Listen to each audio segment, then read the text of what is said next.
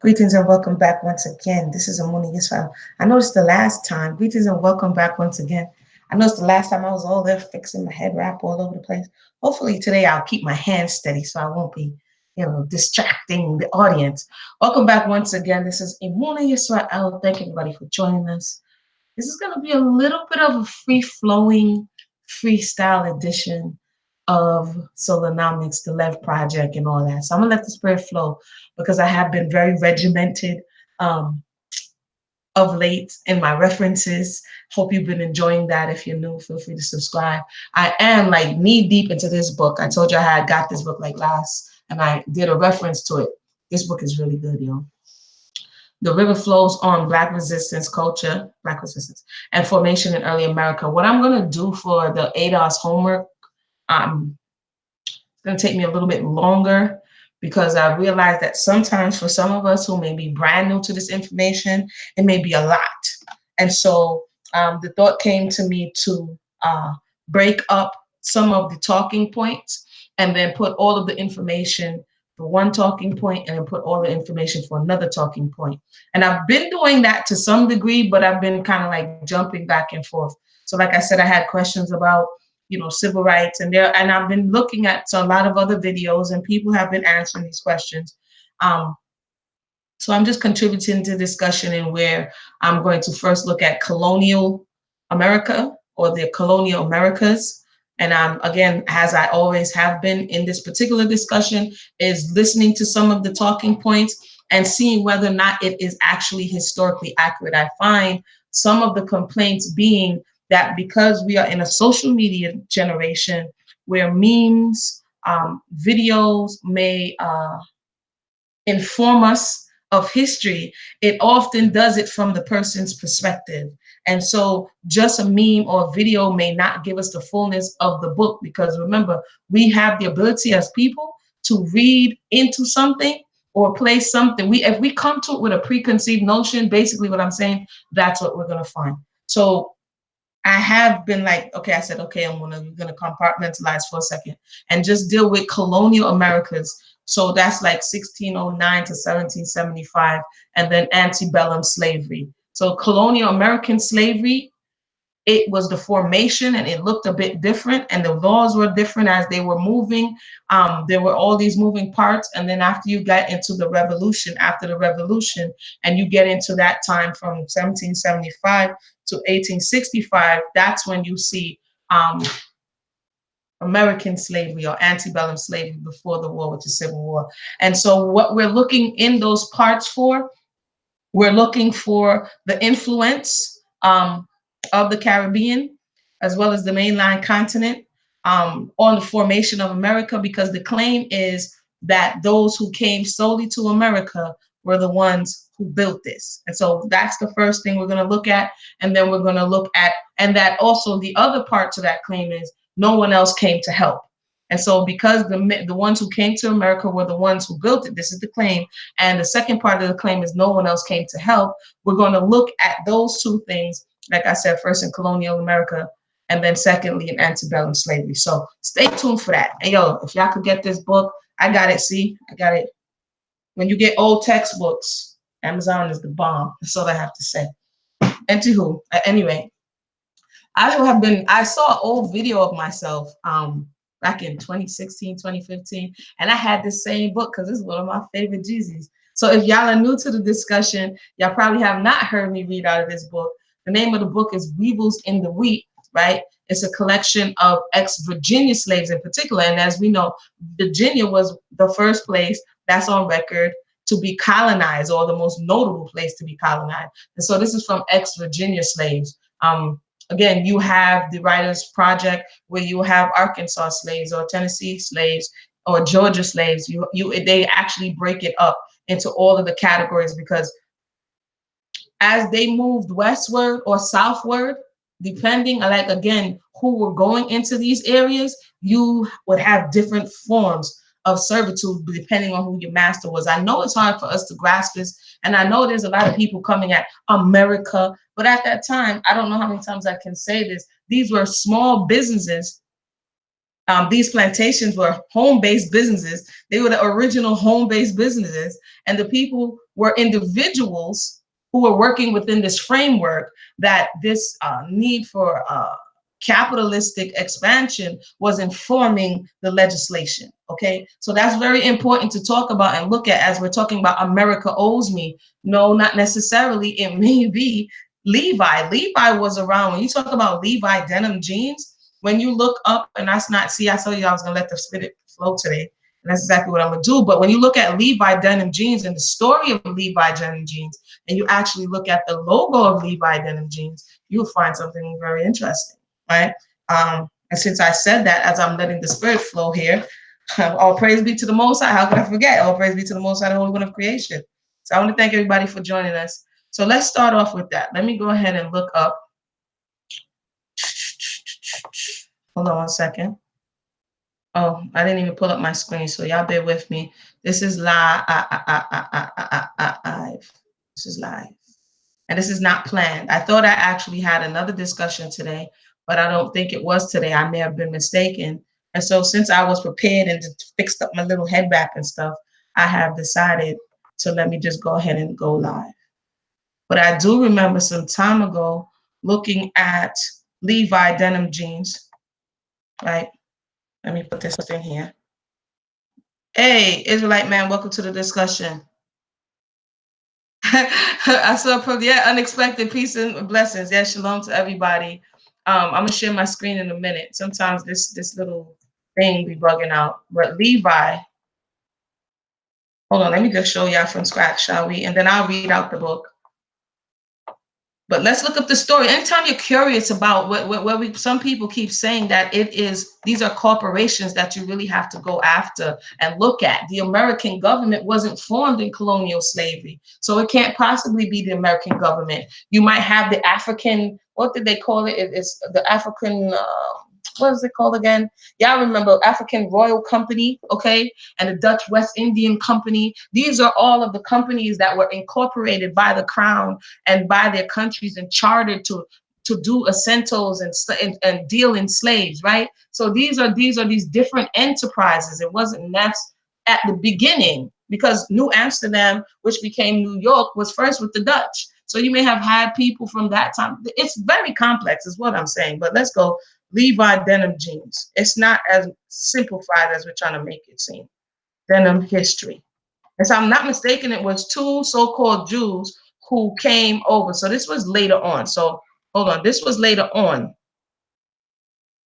This was later on. This was in 73, right? So if you have a question about something, about a company, but we know that in the beginning, denim had to do with cotton, right? And the indigo was a plant that was grown in slavery. And so we have here, let's just look about Levi Strauss. The inventor of the quintessential American garment was a Bothnian Bavaria on February 26, 1829.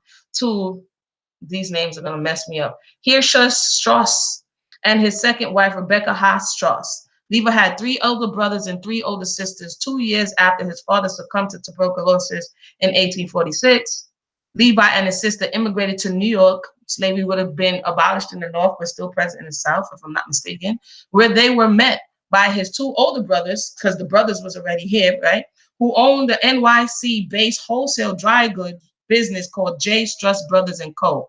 Levi soon began to learn the trade himself. Yeah, I remember this part. Then this Levi, which is the Levi jeans that you wear, he ends up going to California. So it says, when the news of California gold rush made its way east, Levi journeyed to San Francisco in 1853 to make his fortune. Though he wouldn't make it panning gold, he established a wholesale dry goods under his own name and served as the West Coast representative of the family's New York firm. So they franchising, okay? Levi Strauss & Co. Okay? So he goes out there and does this. At this time, by the time that cotton is king, we have to look at the timeline. Like we have to have like this big extensive timeline, because I think we're mixing stuff like all together and up, myself included. So if we have this timeline to say, okay, cotton is king at this point. What are they doing with cotton?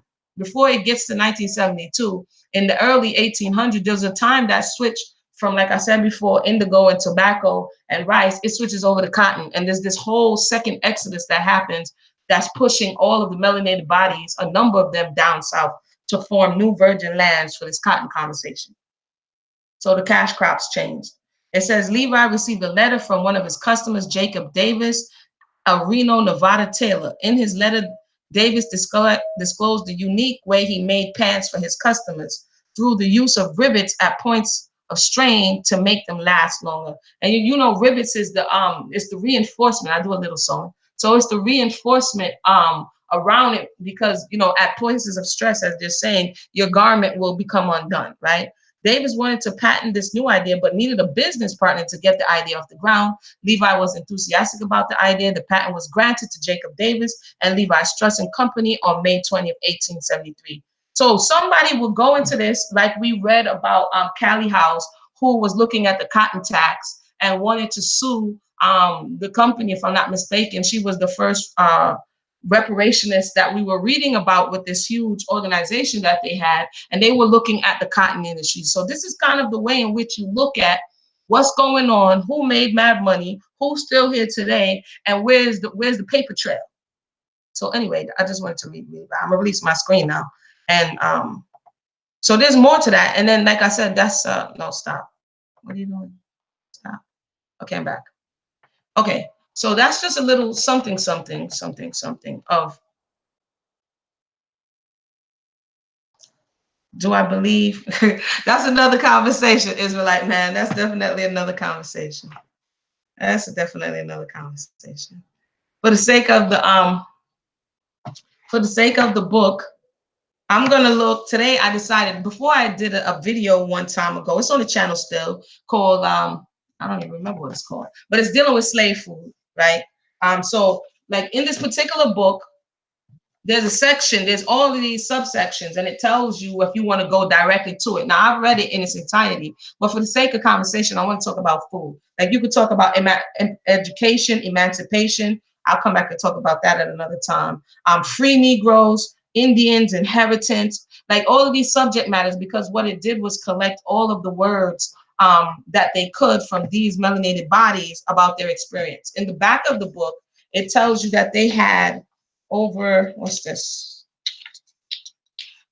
333, and here it is, questions that they would ask them. Some of the questions would entail, but not limited to. So here the question is, here's a section here for the question is, right? So the question is, were your name, your age, your weight, color, complexion, eyes, health. Example of free Negroes, did slaves help runaways? Did whites help them escape? So of course, nobody's really answering all, 333 questions. So you're going to get bits and pieces of people who were willing to answer these questions. The name of this book is Weevils in the Wheat. And the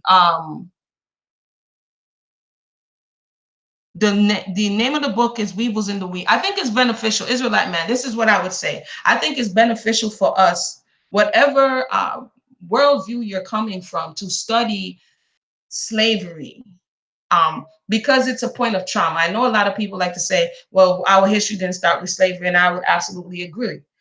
However, when you're trying to assess the damage, this is what many people are trying to do.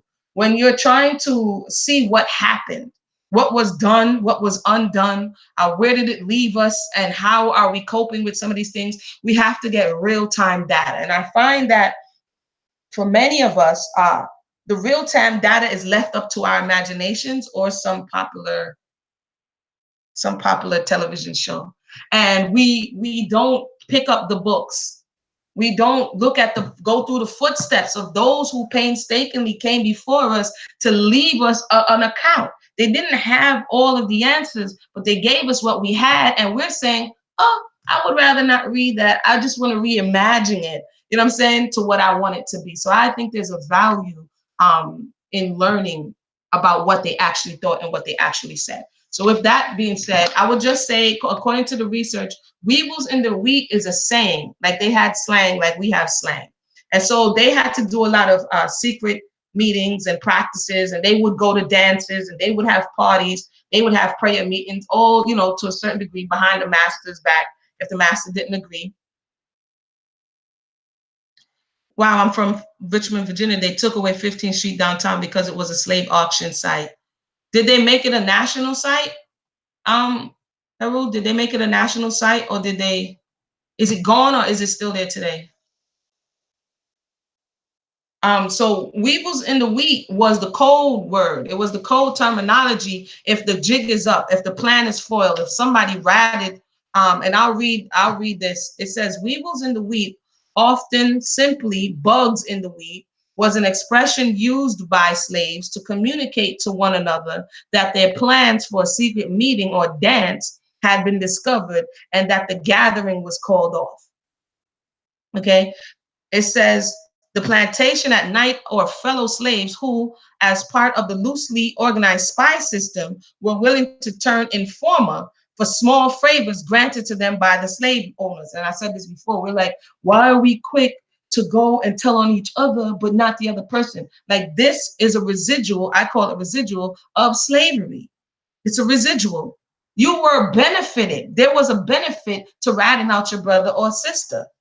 You understand? It actually became codified that you were compelled to tell on your brother or sister and not be able to testify against a European in court. That was codified. So when we're talking about not only social pressures, but social, economical, legislative pressures for you to tell on one another and not tell or implicate the master or the European in any way. That's real talk, right? So we can stop to a certain degree saying, why is this? And begin to look in the narratives and look in the history to understand, now I know why this is. Now that we come to terms of why this is, what can we do about it, right? So it says here that if there was a spy who was willing to, Master, they about to have a party down there, Master, you might want to go down there and check it out, right? Or they would send the patty rollers, who were the popo, you know what I'm saying, the police officers, to go and break them up. And sometimes the police officers had an opportunity to beat them, you know what I'm saying, to do all kind of stuff, depending on who your master was. It says the use of such a secret code was only one of numerous adaptive strategies developed by the slaves that enabled them to lead relatively full lives in spite of the weevils in the wheat. Haru says, no, it's a bridge from 14th VCU hospital to 16th. They just ignored the history, its history, and now the slave cemetery. It's a parking deck? Wow. I'm sorry to hear that. Wow. This, sometimes we the people have to bring this, because sometimes even when I see some of these historical sites here, and there's actually a historical registration site on the computer, to there's a course of action that you have to take to be able to preserve a site, like a World Heritage Site, I think is the name of it. And there's a course of action that you have to take to preserve these World Heritage Sites, because actually, like you said, that is what would be done in many cases, is just bulldozing it over or pretending as though it didn't exist. And then when someone does the research, or a group of people do the research, then they can pay a letter of honor to that, what it actually was, by getting it in some way to be a heritage site. So I'm sorry to hear about it became a parking lot. That's wild. Okay, I'm going to go into food now. The first place, I'm not going to be to read all of them, but I'm going to read a few of them, right?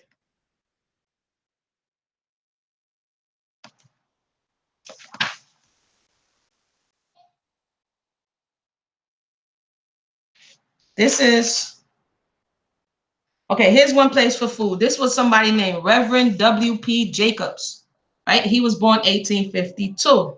So he would have been 52, 8, 13 years old when slavery ends, right? Reverend W.P. Jacobs says, for food, you got cornbread, and your treatment, again, depends on who your master was, okay? That's another thing that I think we miss sometimes. We try to, it's so many levels to this. So he says, for food, you got cornbread and bacon. We never got any beef unless we stole it. Couldn't steal a cow very easily because they made so much noise. So they see the master eating meat, and the master's giving them, as we know, leftovers or the cheapest things that they could. And so he was like, yo, we ain't getting no beef unless we stole it in his particular case. Let's go to another one. 163. Just reading y'all. I'm just trying to stay on topic with the food unless something else jumps out at me. This jumped out at me. Her name is Miss Sarah Wooden Johnson. She was born in 1858 in Blandford, Petersburg, Virginia. She said, my mama and poppy was free niggas. I ain't no slave, ain't never been one. What I came across a lot of times is that if they knew in their lineage that they were not a slave, that's one of the first things they say. I was never a slave and never been one. So keep in mind, as we talk about mentalities coming down through the line, she was around, she would have been a freed person during slavery. Okay. Say grandpa longs to, I don't know. Me and mama was talking one time and she ain't never told me that Moss's title. So one of the grandparents was, but she and her mother and her father never were slaves. She said, Paps, my father was free when he was born. That's what they tell me. So that was a space of pride, sprung from them Indians. So that's the whole, I got Indian in my family. I reckon because towards some of them times here and there, about in them spots. But let me jump down to her food. Jump down to her food. She says here, yes, I was big enough to see the Yankees, talking about the Civil War, come through here. I picked hard tacks off the ground. We children would say to the soldiers, Mister, give me some bread. Mister, give me some meat. Ha ha. And those, you know, them soldiers just would take the old hard biscuit and throw them at we children. So she's talking about her experience because they would have only been children. This is the tail end, the very tail end of slavery. And so she's talking about her interaction with would have been the British. Let me keep going here.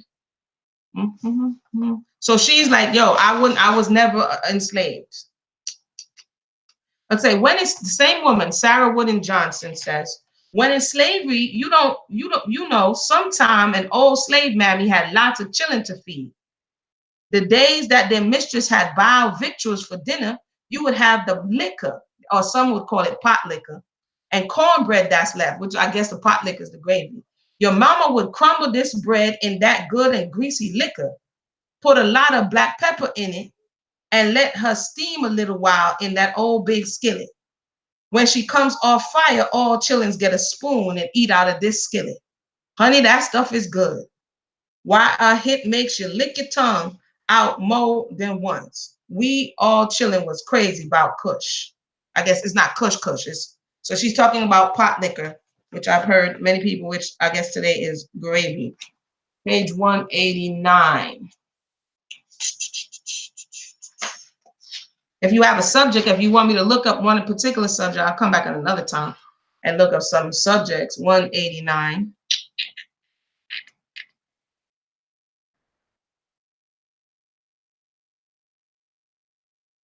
Okay. Mama used to bake ash cake.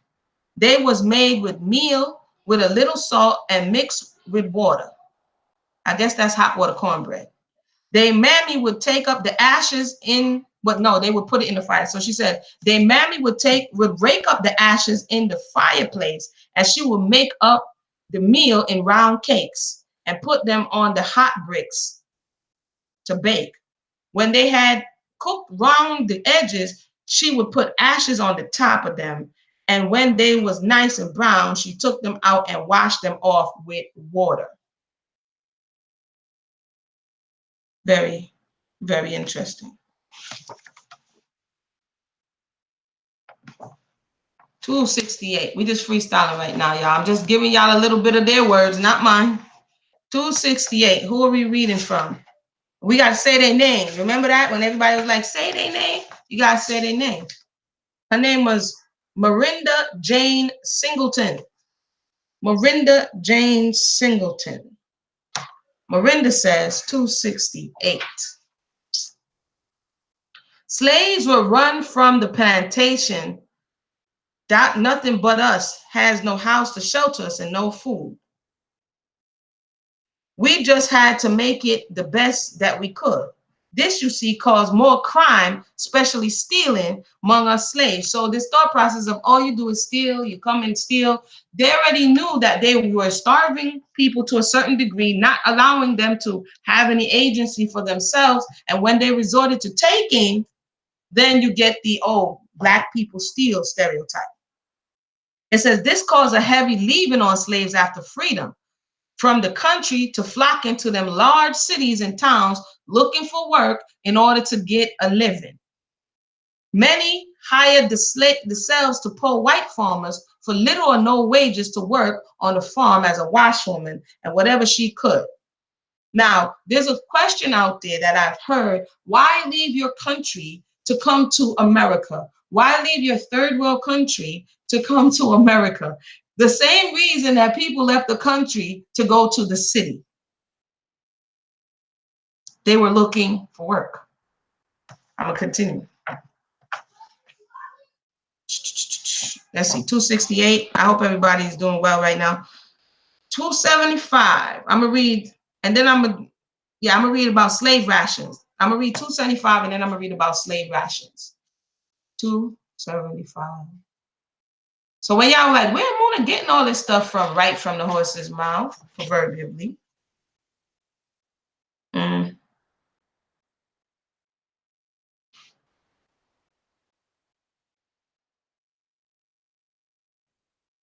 I already got it highlighted. I'm trying to see where the food thing went. 275.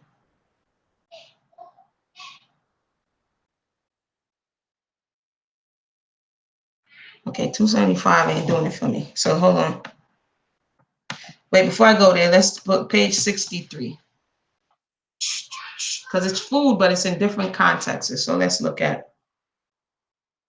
Okay, Miss Lisa Brown. Miss Lisa Brown, y'all. She was born 1859 in Petersburg, Virginia. She said, I was born second year after Cox's snow. Mother and all, hey, you just come, wagwan. Mother and all her children lost to James Harrison in Sussex County. Yes, Harrison had a grand big farm and lots of ninjas. I'm gonna say ninjas. My mother was a cook, and there was 8 us children. Master was good to all us slaves, but the old woman was the devil.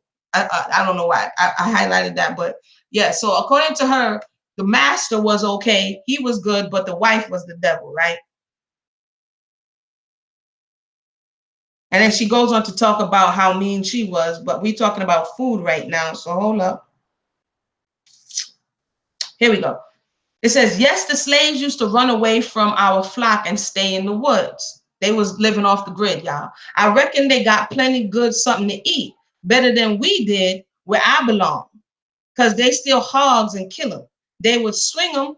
Oh, swine hogs is good eating, I tell you. I done ate it many a time. Swine a hog, because it's good meat. You don't know what you talking about. Where's your bin? You ain't heard of that. Then too, you catch old possums. So this is bush meat. Possums, old hares, and birds, all them things is good eating. And honey, you just ought to see them. They was fat because them hogs had plenty of, I don't know what low-kin is. When the runaway slaves get tired in the woods, they come back to home to old master. He will beat them up again. Then sometimes they take to the woods again and stay. So this conversation about living off the grid, there was many, and there was some who did it successfully, but as she said, some would maroon for a week, a day, months, and then come back and get beat up by the master in certain situations, and then, you know, do the whole thing again. So there's this conversation about a lot of pork and a lot of swine and other unclean foods not only being introduced in the diet, but something that was prized in the diet. And we know that this type of behavior leads to and contributed to, there are still family members of mine that still speaks with that old South dialect. Yeah, yeah. I've heard, I remember down here, you know, in Florida, you hear it. I remember going to Georgia, and I was like, slow down. You know what I'm saying? The way in which they were speaking so fast. I'm like, I understand patois, but it's even its own patois. It's its own form of patois. You have to like really concentrate to hear what they're actually communicating. So each and every one of us, depending where you are, Tennessee has its own slang, Louisiana has its own slang. Okay, food, page 57. This is from William Brooks. He was born in 1860, so he would have been a little boy. This interview was in 1937. He says, his name is William Brooks, and he says, no, I never was a slave. This is the second person in just this little short period of time that we're reading. So if you're the family of William Brooks, and William Brooks says he never was a slave, then you will be hard pressed to find someone in your family, unless it's from the other side, who was a slave. Like I said, there's a number of people in here who says they never was a slave. He says, my people comes out of what you call them free issue. But I remember a lot about the slaves. So he wasn't personally a slave, but he observed slaves. He says, they go around at night in twos or threes, and you better be for sure sundown catch you unless you got a note from your owner. Okay, I'm gonna jump over to the food. I had to introduce Mr. William Brooks, say his name. He says they used to give the slaves about 6 pounds of meat and found 5 pounds of flour a week. Ifin, you ain't got no chillin'. If you got chillin', you get a little more. Well, that ain't enough lasting a dog a day. So them ninjas steal and cuss. When they steal, they get caught. And when you get caught, you get beat. I seen them take them in the barn and just tie them over like this and then beat them till the blood run down. Then they wash them in salt water. That was another horrific practice. Some people would go as far as after they beat you, that water bucket that you sometimes see in the movies would either be filled with this type of brine with salt water. And if the slave master was particularly wicked, he would put pepper or instruct others to put pepper in the water. So not only is the water burning your back from the salt, the pepper is actually burning you as well. So it said, old master, he tell one of his slaves, tell him come back. He ain't gonna beat him anymore. Pretty soon they come back and he beat him worse ever for running away. White man's mean. That's what he said. That's what he said, right? We could read more about Mr. William Brooks. Mr. William Brooks said he was never a slave, but he saw those who were enslaved. Because if you look at the demographics of the freemen and those who were enslaved, like these are some of the things we need to begin to look at to understand that, again, to broad brush this whole conversation is not beneficial at all. Let me see, where are we at? That was page 57. I'm gonna jump to page 72. Let me know if y'all enjoying yourself or y'all learning something thus far. This is from the mouth of the elders who have long crossed over. But you gotta say their name, you understand? 72. 72. Okay, this is from Miss Lillian Clark. Miss Lillian Clark, she was born 1858. She says, and this interview was done in 1937. She says, my parents belonged to Cinders in Hanover County, and they were very good to my mother and past. This book is filled with, like I said, a man I knew was able to trace through understanding certain things and go back into certain books. If you're from Virginia, you might want to take a look in this book to see if any of your foreparents or the surnames that you carry is actually in the book, right? Miss Lillian Clark from 2126 Seldom Street, Richmond, Virginia says, my parents belonged to Cinders in Hanover County, and they were very good to my mother and pops. Now, the Gaines next ginning plantation to Cinder Place. On my way, he was mighty mean to his slaves. Yes, ma'am, that he was. So she was like, them over here, not so mean. And you would hear about like bad, evil employers. It's the same thing. Like, oh, you don't want to work at that spot. These people are evil. They're gully. You know what I mean? So this is what you're observing about the next plantation, the Jennings plantation. Old Aunt Cindy or Cinda say he and his mistress used to put one salt herring fish up on a shelf for her to eat. One salt herring fish. Mind you, that's all poor Cinda got for all day long. No, ain't get no bread with it. She had to eat that or nothing. There was a family on the other side, white folks named Sneeds. And this old woman used to slip Cinder food. Say, Cinder, here's something to eat for you and your little pickaninnies. Oh, wow. See, we got history in the house. 2121, what did I tell you? 2126 Seldom Street? Yeah, they said 212 Seldom with an M. You said they're now projects? That's deep. That's deep. This is where she did this interview at. Miss Lillian Clark in 1937. It's 2126 Seldom Street, Richmond, Virginia. That's deep. Thank you for sharing that. You said we're doing the same that was done to us, getting beaten as children with an extension cord, then taking a bath in salt. Good stuff. Yeah, you're welcome. You're welcome. You're welcome. We getting it. We going into the archives now, y'all. We're going into the archives. We're going to read a little bit about Cinder. Lillian Clark said she wasn't starved, but she knew somebody who was starved. So the next door good white folks was giving her some food. And she says, does you know, honey, that way white folks used to treat us ninjas? God has whipped some of us worse than they beat us. Take Cinder's case. God suffered her mistress to come to Cinder for food. So wait, the mistress is giving Cinder one little old measly piece of saltfish herring, right? For the whole day, according to her narrative. So this is secondhand witness. And Cinder says after the wartime, she took a herring and knocked at the door. She ain't paid much mind. Say, come in. So after the wartime, they're free, right? So remember the wicked lady, what's her name again? The wicked mistress lady, she comes over to Cinder's crib because she was scrubbing that day. So when she rised up and saw who it was, Lord, where did you come from, old miss? Say, Cinder, I's hungry.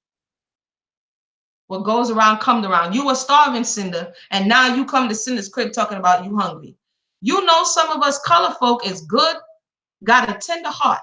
So where she traded and told the man to give, no, wait.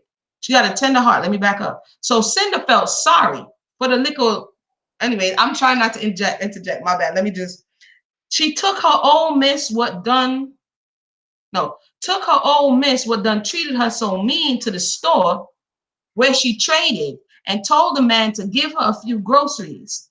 This storekeeper knew just how she had been treated, and after this, Mrs. left say, Cinder, you is a fool to feed her.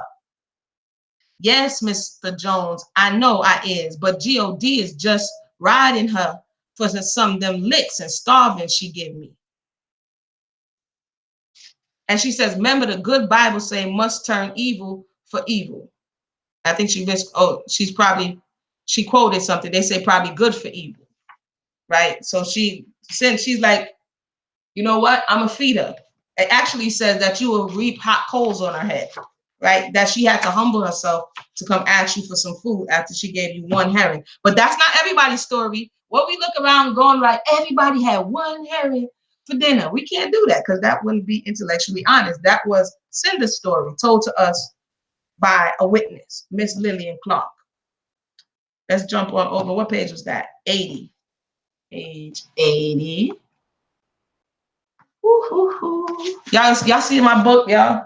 Like all the stuff that I find like interesting, I got the book like tatted. The book is tatted. Page 80.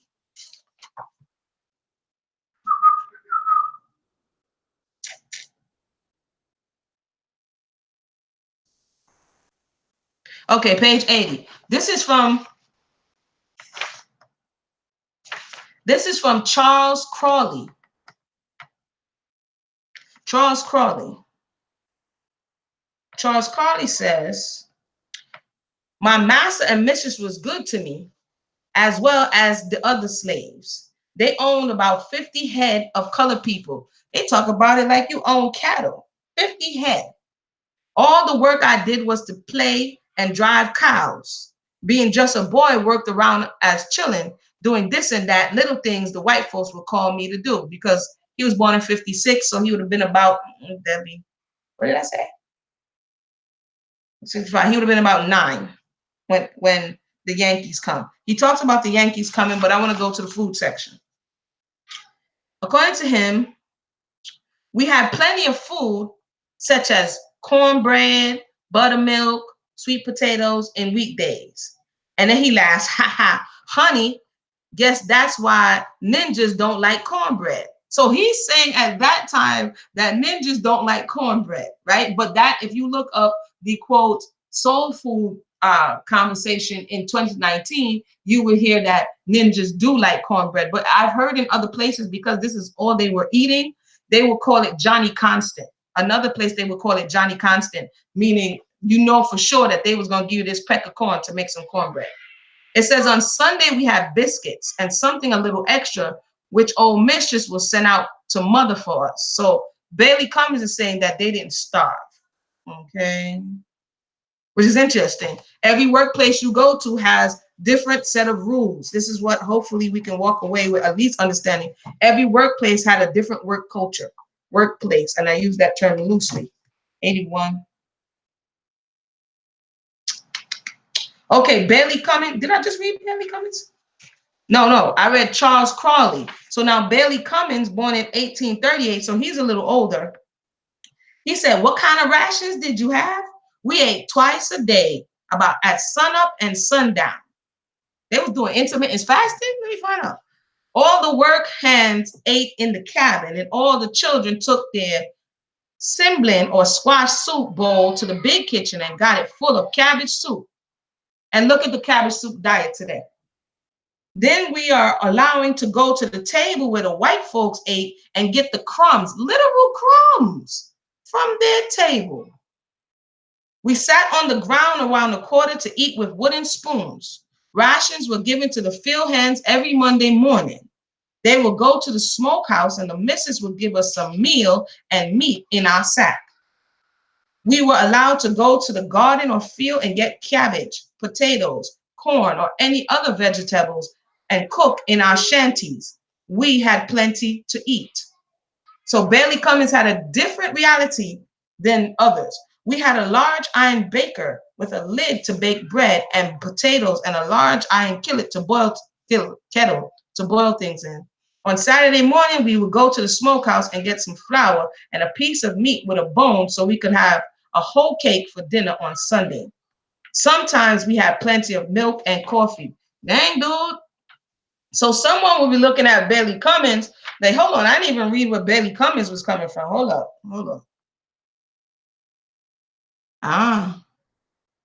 Mm, mm-hmm. We're going to have to read a little bit about Bailey Cummings because his story sounds rather interesting.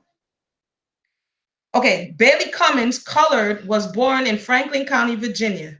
He claims December 26, 1837, and they say it must mean 1827.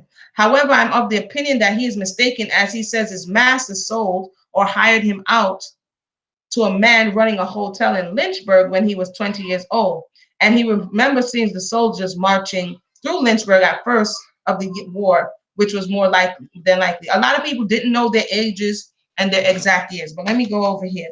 In reply to a question regarding his parents, he said, my grandfather Cunningham was a white man. Because I'm like, wait a minute now. He came from old country Germany and brought my grandmother, a colored woman, with her. My father was a Cunningham and a white man. My mother was Silvers and was colored. His appearance indicates the possession of Caucasian blood. My mother and my grandmother were slaves. Very interesting.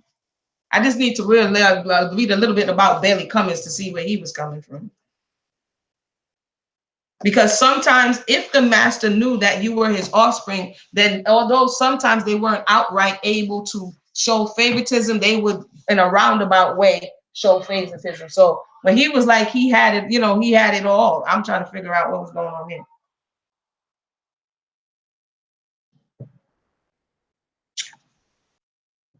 I'm gonna read a little bit more. Let's just pick a random one. Page 100, and then we're going to go to slave stealing, as we've read many times that sometimes the conditions pushed. Hunger pushed. This is Cornelius Garner, another male.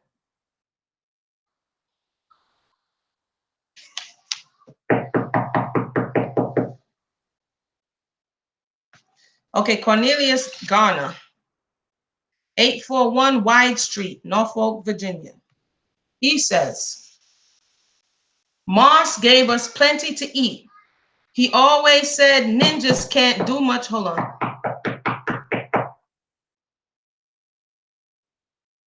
Moss gave us plenty to eat. He always said ninjas can't do much work with an empty belly.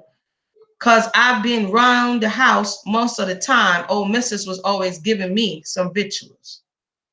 So according to him, his master thought to feed them, and he did. So I'm just gonna do a few more here. 266 and 306. 266. I turned right to it. Nope, I think I already read Miranda Jane Singleton. Already read you, Miss Singleton. Thank you for your contribution. 116.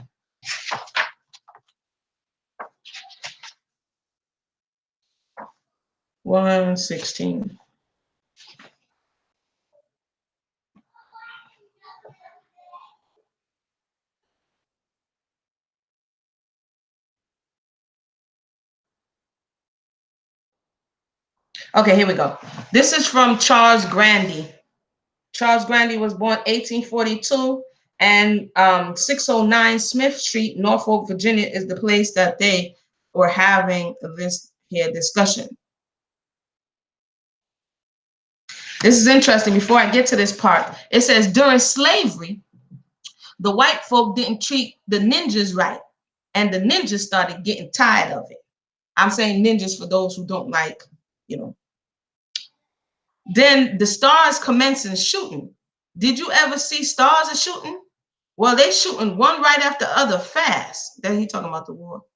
Then a grand star over in the east come right down amongst to the earth. I see it myself. 'Twas a sign of war. The ninjas got glad. All them what could pray, gain to pray more ever. So glad God sending the war. So that was a reaction to the war and the promise of freedom. So concerning eating, it says in the church, the white folks was on one side and the colored folks on the other. The preacher was a white man. He preached in a way like, "Bay your massa and missus, and tell us don't steal from your massa and your missus, because we know it was wrong to steal." But the ninjas had to steal to get something to eat. I know I did.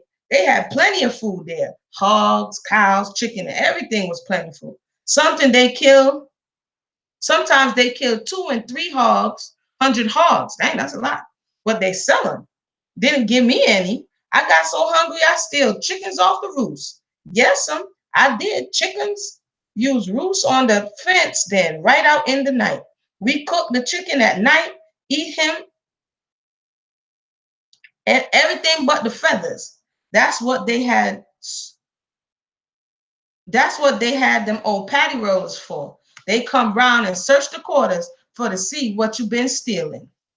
And the patty roller conversation was everything, because like that's the ancient popo, just run up on you just because it's Tuesday. How y'all doing so far? Thank everybody for joining us. Oh man, they got night on me quick. I just wanted to read, the words of those who come before us. I think I'm gonna read one more. So far we got whole cakes. We will learn how whole cakes were made with the ashes of the fire. So brown them around and then brown them on the top. We got some people getting rations. One herring, one particular woman got one herring. Now I forgot her name, starts with a C. And then we got some people saying that they ate pretty much. You know what I'm saying? They ate a lot. And lastly, we're going to hear from a sister, Mr. Beverly Jones. Mr. Beverly Jones. Okay.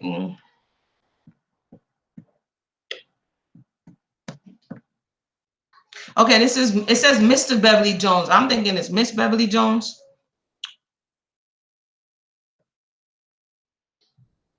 I think this is wild. What I think is wild is to hear some of them actually verbalizing some of these thoughts. So I'm going to read in the beginning, then I'm going to read about the field. It says, well, son, because it tells you the date of the interviewer, and the interviewer was William T. Lee. And back here, it tells you if the interviewer was melanated or non-melanated. Let me go. Because sometimes when it was a European interviewer, they wouldn't necessarily talk as much if it was somebody they were comfortable with. William T. Lee.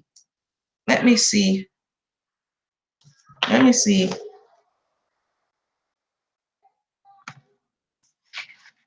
I just want to see if William T. Lee was a boy or girl. William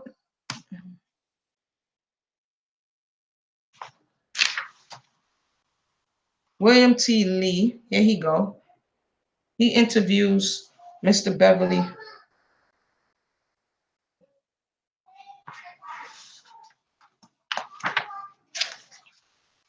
Oh, see, I knew it. We about to get some information. William T. Lee was melanated, okay? So this is how Mr. Beverly Jones speaks to William T. Lee, a melanated. He said, well, son, because I'm like, he calling him son. That's interesting. Hold on 1 second. I'll be right back. I'm almost done, y'all. Let me turn my light on in here. It look kind of dark and stuff. Hold on.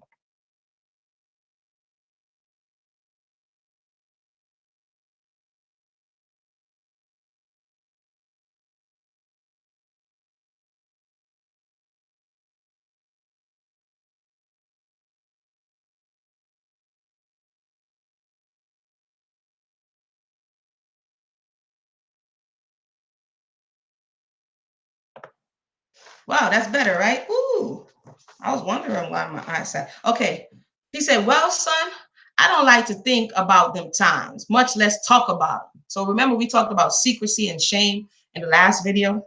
Okay, so here it is. He's like, you don't want to talk about it, but how we supposed to know, mister? He says, they over now, and it ain't no point in worrying about them. We still struggling in 2019. Of course, what I think about it is that slavery was a good thing for the ninjas. Some of them anyway. Mr. Beverly Jones. He says, don't say it was good for all of them. 'Twas good for some. They good people and there's bad people, ain't they? Well, in them times, they was good slaves and they was bad ones, just as they was good masters and bad ones. I'm gonna read his story. I'm gonna go out on his story because his stuff make you go, I'm gonna go out on his story, y'all. Just bear with me. So according to me, I'm gonna try not to stop too much, just question marks. Now, my old master wasn't cruel. Pretty good old Coolja he was. Being as he was good, that make me a good nigga. See? What I mean is he see that his niggas get plenty to eat. See? He keeps saying see. That's why I'm saying see. Nobody on our place got to steal food. But where the old master was mean and ornery, then the ninjas get to stealing and a lying about it. Yes, sir, good masters had good slaves because they treated them good. And bad masters had lying, thieving slaves because they made them that way. Y'all let me know what y'all think in the boxes. I'm reading now. Old master never would have no overseer. My mother was their cook and used to have to get up at sunrise to fix the food for the great house. First thing she did was feed the ninjas.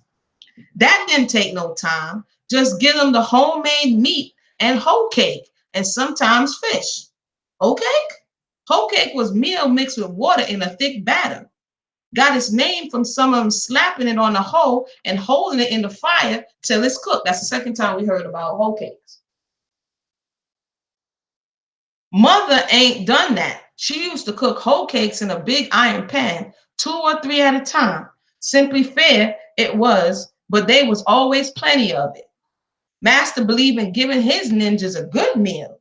Ninjas work better on a full stomach. My Uncle Jackson was one ninja that was always running away. Once he ran away, stayed 5 years, but pretty soon they found him and brought him back. Uncle Jackson was a favorite ninja, even though he was always fixing for the runaway. Used to be the raid fox for the patrollers, he did. That is, he used to stand out on the rail with the patty rollers looking for the meeting and lead them off in the wrong direction. If they catch him, they weren't going to do nothing to Uncle Jackson. I remember one time the ninjas was having a hush harbor down in the pines, and they had Uncle Jackson stationed down near the slave quarters to warn them if Master missed his slaves.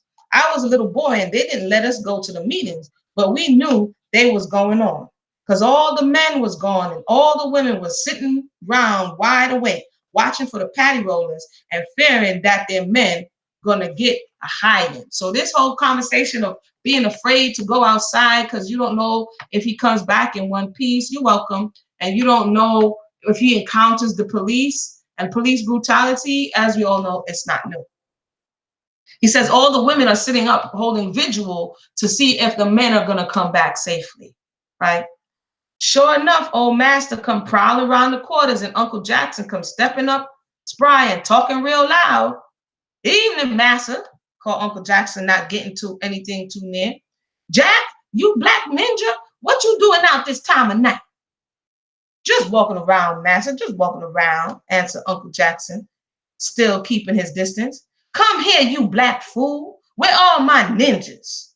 So even this whole conversation about, yo, the slave master is the one who walked around talking about my niggas, right? Come here, I say. Deed, master, I ain't seen your ninjas. Ain't they going to bed? He asks, all innocent like. Ain't they going to bed?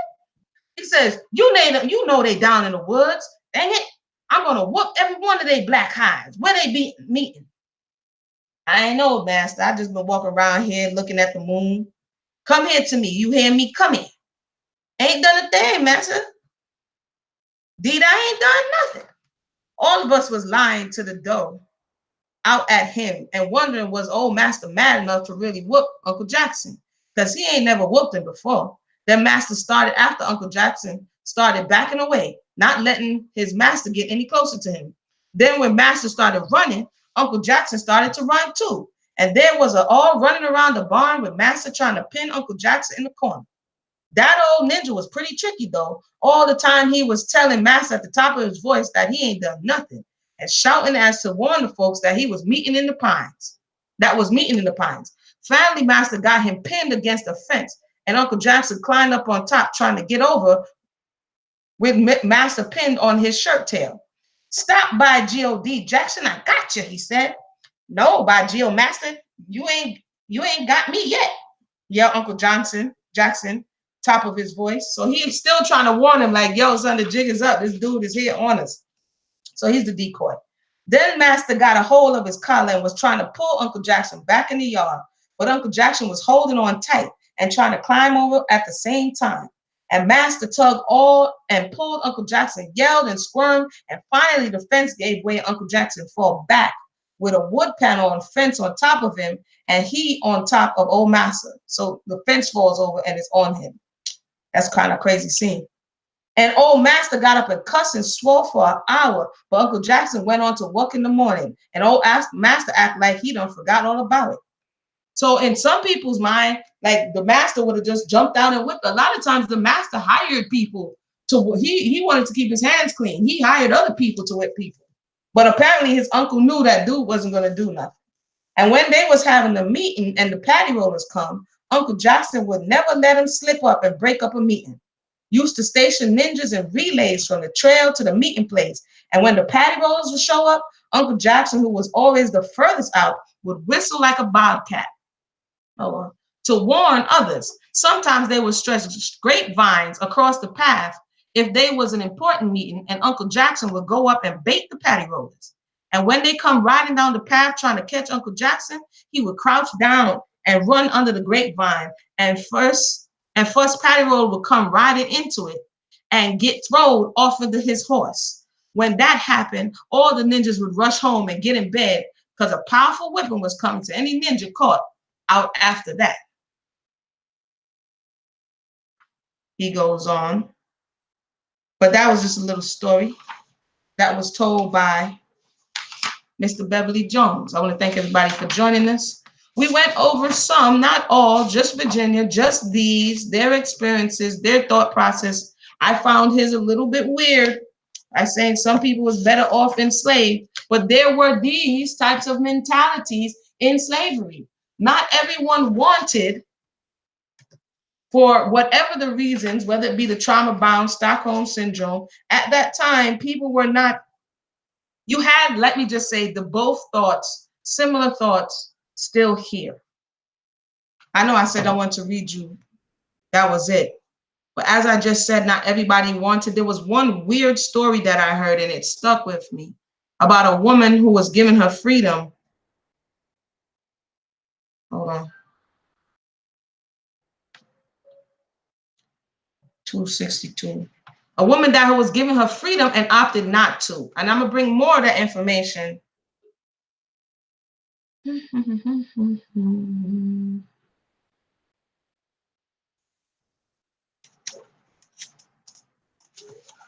I'm going to give you more of that information of some of the opportunities that were placed before those in the diaspora. And for one reason or another, there were choices made to not take advantage of these opportunities.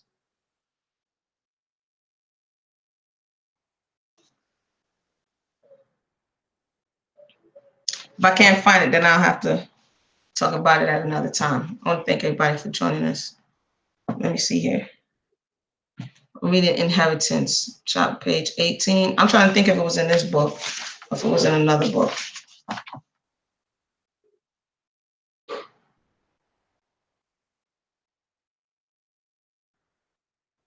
Oh, here. Well, here's one.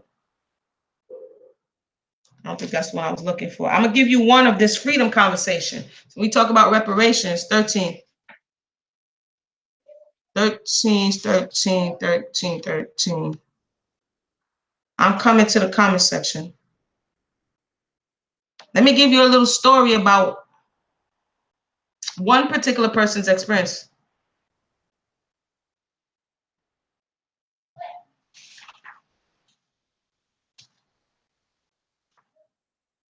Okay. Miss Hannah Bailey. Miss Hannah Bailey is short. Miss Hannah Bailey was born in 1850. This interview takes place in Wellington, Virginia. She says, I was born here in 1850. The Montgomerys had slaves up until the war. Mother used to mingle freely with the Montgomerys. The families always helped each other. Aunt Hannah is an aged, light complexioned, white-haired woman of indeterminable age. Oh, this is the note. This is the notation person. Perhaps 90-something years old. So let me jump down. My mother, why, yes, she was a slave. She was enslaved until she was about 18 years old, but she was freed before the war. So mother was emancipated. Her owner was old Montgomery. He was a bachelor. He freed her before the war, left her money and land and some livestock, but she didn't get any of it. So you have slave owners who owned someone who were the one who was supposed to be paying this restitution, or is supposed to be paying these reparations. He did, and she doesn't get any of it. I think she was supposed to get $1 or $100 a month for life. That sounds like pension. Some said he left all the land for Wellington down in Manassas on this side. The only will left in the one up at the Montgomery house over the hill there. They kept it locked up and won't let any of us see it. So that was the family, right? We went to the courthouse to see, but somebody has torn out the will from the book. So that's the Crooked family, right? The slave master, yes. Just wait, please. Okay, y'all, the jig is up, y'all. Their excuse for not paying the money was that it had to be earned by the work of the slaves, and the war had ended it.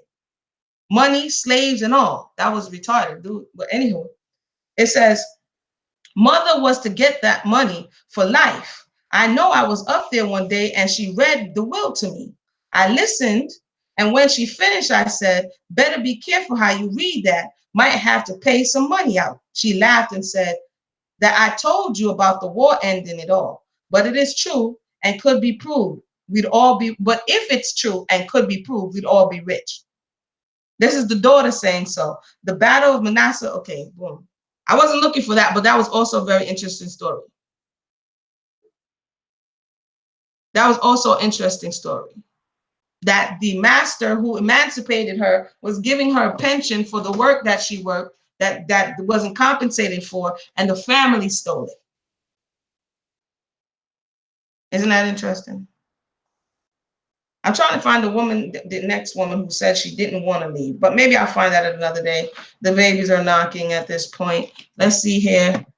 This clarifies why Virginia has a certain, well, Virginia is one of the oldest colony, Virginia, South Carolina, New York. So they have a certain feel on them.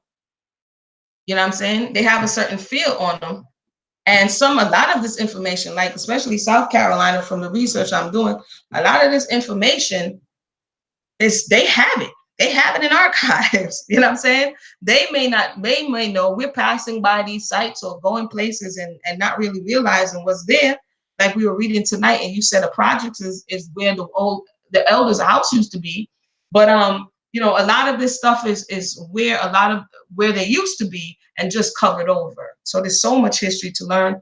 If you get a chance, get this book. It's an excellent read. Some stuff is gonna make you laugh. Some stuff is gonna make you upset. Many, even though in the oppression, melanated people is melanated people, they had senses of humor. They had parties. Maybe next time we'll read about the clubs and the church. I wanted to do one. I've been wanting to talk about the club and the church. So I'll come back and talk about the fact that these still forms of institution throughout the diaspora are still ways in which people escape from their everyday lives, either the club or the church. And we see that also in the slave narrative. So I want to thank everybody for tuning in. I'm glad that you came through. Hopefully you appreciate it. Like I said, I'm going to come back. I'm probably not going to make it live. I'm going to have to go into my computer skills here and kind of do a little video of colonial slavery and the influences that affected those here on the mainland. So that's my first project, and then I'll worry about the rest later. So I want to thank everybody for tuning in. Catch you again at another time. Make sure to press like, use the comments under the section, and everything on all those things and these things and those things. All right. Much love. One.